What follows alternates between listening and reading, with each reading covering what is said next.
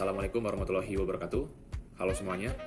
Dalam video kali ini akan dijelaskan mengenai particle size analyzer, dan video kali ini dibuat dalam rangka memenuhi tugas praktikum pengujian bahan baku dan produk hasil perairan. Sebelumnya perkenalkan juga kami dari kelompok 15. Saya sendiri Muhammad Zidan, NIM C381. Dalam video ini saya akan ditemani juga oleh beberapa rekan saya. Yang pertama ada Andiksi, NIM T371, yang akan menjelaskan mengenai prinsip kerja dari particle size analyzer.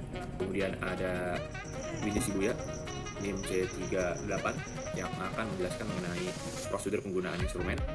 Kemudian ada Reza Lena, NIM C309, yang akan menjelaskan mengenai hasil yang didapatkan dari instrumen. Kemudian terakhir ada Devani Sepika, NIM C327, yang akan menjelaskan mengenai interpretasi hasil atau pengaplikasiannya. Dan untuk saya sendiri bertugas sebagai pengenalan singkat mengenai sejarah dan juga sebagai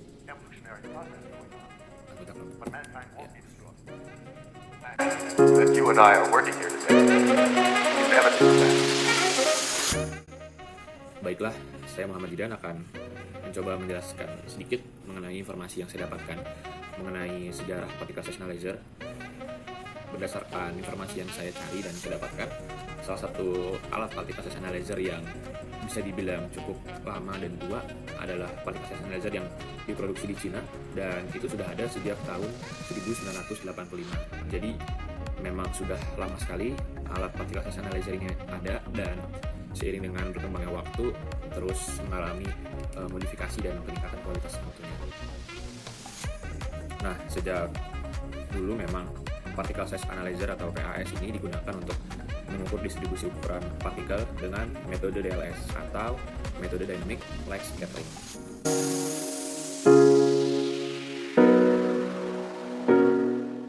Saya akan menjelaskan prinsip kerja particle size analyzer. Particle size analyzer ini merupakan alat yang menggunakan prinsip hamburan cahaya dinamis untuk mengukur distribusi ukuran partikel yang mengalami gerak Brown. Metode ini dinilai lebih akurat dibandingkan dengan metode analisa gambar seperti scanning elektron mikroskop dan transmission elektron mikroskop karena menggunakan cahaya laser sebagai media informasi terhadap pengukuran partikel. Selain itu, waktu yang dibutuhkan lebih cepat karena cahaya memiliki kecepatan rambat yang besar sehingga mengirim informasi dengan waktu yang lebih singkat.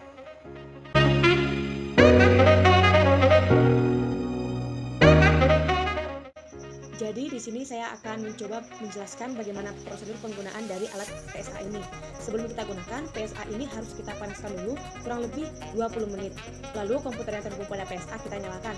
Nah, larutan yang akan kita ukur harus kita encerkan terlebih dahulu sebanyak 20 kali. Nah, larutan ini harus kita kocok memakai vortex mixer kurang lebih 1 menit. Larutan yang sudah dikocok tadi kemudian dimasukkan ke dalam kuvet bersih sampai kuvet itu terisi 2/3 dari kuvet itu. Lalu kuvet yang telah berisi larutan yang akan kita ukur dimasukkan pada alat.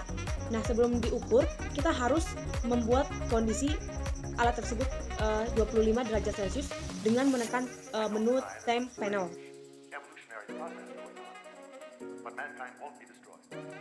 Setelah itu kita akan memulai pengukuran dengan menekan menu auto one.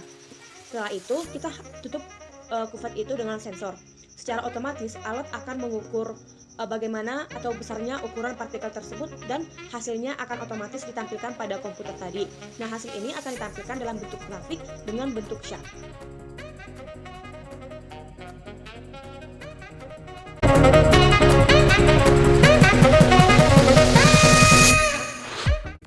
Baiklah, penelitian ini bertujuan untuk menguji ukuran nanoemisi jeruk nipis dengan menggunakan metode DLS atau Dynamic Light Scattering, dan aplikasi yang digunakan untuk percobaan ini adalah Meriba EZ100 sesuai dengan prinsip pada instrumen particle size analyzer atau PSA. Kemudian hasil dari uji PSA menunjukkan bahwa larutan nanoemulsi jeruk nipis dengan konsentrasi 16 ppm memiliki ukuran nanoemulsi sebesar 101,4 nanometer dengan puncak absorbansi 0,248. Hal ini sesuai dengan teori, di mana karakteristik nanoemulsi dapat dilihat juga dari warna nanosilver yang berubah dari kuning menjadi kecoklatan ketika konsentrasi larutan semakin tinggi dan sesuai dengan teori bahwa suatu bahan tergolong sebagai nanoemulsi jika memiliki ukuran sebesar 1-100 nanometer. Terima kasih.